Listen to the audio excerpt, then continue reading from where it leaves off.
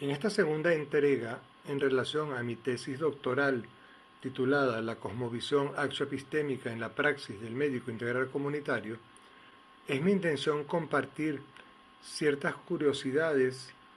y anécdotas en cuanto a los estudios médicos en Venezuela, hallazgos encontrados por mí a lo largo de mi afán investigativo.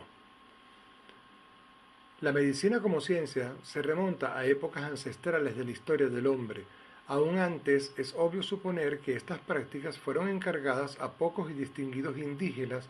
con poderes sobrenaturales conocidos como piaches o médicos de la comuna, quienes mediante ritos e invocaciones mágicas lograban desplazar aquellos espíritus malignos que afectaban el estado anímico de los habitantes de la comarca. Ritos estos que posteriormente pasaron a manos de sacerdotes curanderos destinados a tal labor. En la Venezuela colonial llegaron de Europa médicos generales que practicaban una medicina general rudimentaria, aunque innovadora para la época, prácticas realizadas sin ningún tipo de estudios especializados. Es así pues que con el devenir del tiempo, la primera casa de estudios universitarios de Venezuela, la Universidad de Caracas,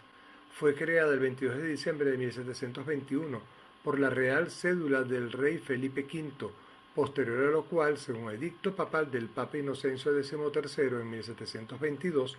fue aprobada la transformación del Colegio Seminario de Santa Rosa en la Universidad Real y Pontificia de Caracas. Esta pionera institución de estudios universitarios en Venezuela se transformó a posteriori en 1826 en la Universidad Central de Venezuela, que fue regida por el eminente doctor José María Vargas y dentro de la cual, bajo la tutoría del doctor Lorenzo Campins y Ballester, fue concebida la Cátedra Prima de Medicina, formándose así definitivamente la Facultad de Ciencias Médicas el 25 de junio de 1827. Durante las posteriores décadas los estudios médicos no fueron muy prominentes, por cuanto en Venezuela se mantenían a la penumbra de grandes textos teóricos que debían ser memorizados. Así también permanecían establecidos los mismos regímenes de exámenes teóricos. Ya en esa época las disertaciones médicas eran guiadas de la mano de grandes maestros, siendo el pionero el excelentísimo doctor José María Vargas, doctor en ciencias médicas, quien cursó estudios de especialización quirúrgica en Francia, siendo él el responsable del primer tratado de oftalmología y otras patologías quirúrgicas. Muchos son los médicos que se esgrimieron a la vanguardia del saber del viejo continente, nombres como Luis Rasetti, Francisco Antonio Rísquez, José Gregorio Hernández, Santos Dominici, entre muchos otros. Mas, sin embargo, desde el punto de vista político, fue el doctor Juan Pablo Rojas Paul, presidente de la República, quien tuvo la meritoria decisión de dictar el 16 de agosto de 1888